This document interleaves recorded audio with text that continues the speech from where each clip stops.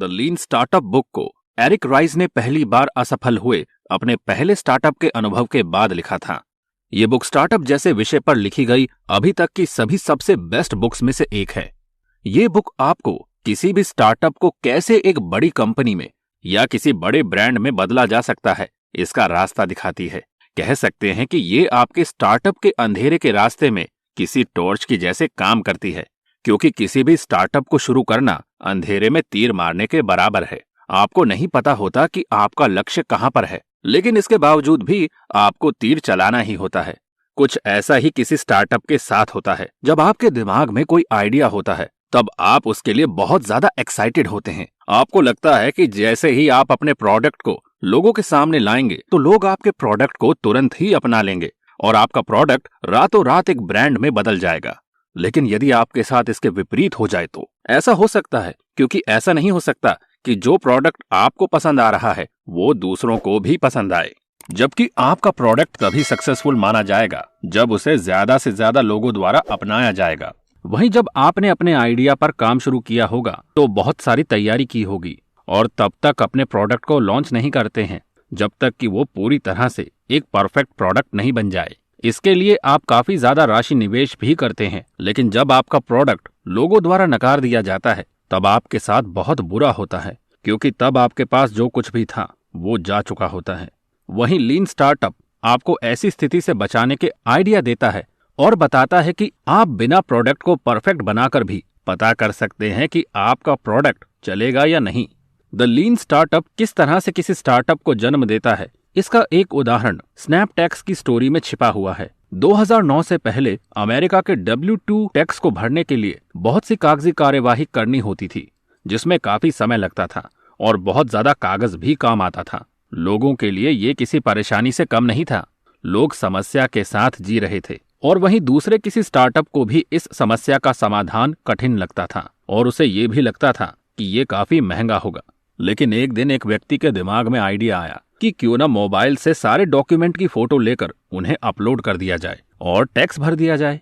अब सवाल ये उठता है कि जब आपके पास ऐसा आइडिया होता है तब आप किस तरह से उसे जमीन पर उतारते हैं। अगर मेरे से कोई इस बारे में राय लेता तो मैं यही कहता कि इसके लिए काफी पैसा खर्च करना होगा और किसी बड़े सॉफ्टवेयर इंजीनियर से इससे रिलेटेड प्रोग्राम को डिजाइन करवाना होगा। लेकिन यहाँ पर स्नैपटैक्स के फाउंडर ने हमारे जैसी गलती नहीं की। उन्होंने सीधे ही बेसिक फीचर्स के साथ अपने सॉफ्टवेयर का अर्ली वर्जन लोगों के बीच उतार दिया।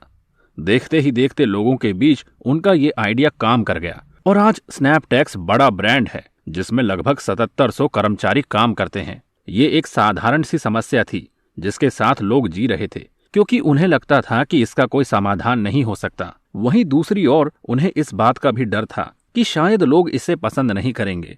लेकिन स्नैपटैक्स के फाउंडर ने लीन स्टार्टअप जैसी टेक्निक काम में लाते हुए जल्दी ही यह पता कर लिया कि लोगों को उनके आइडिया पर पूरा विश्वास है और लोग इसे पसंद भी करेंगे।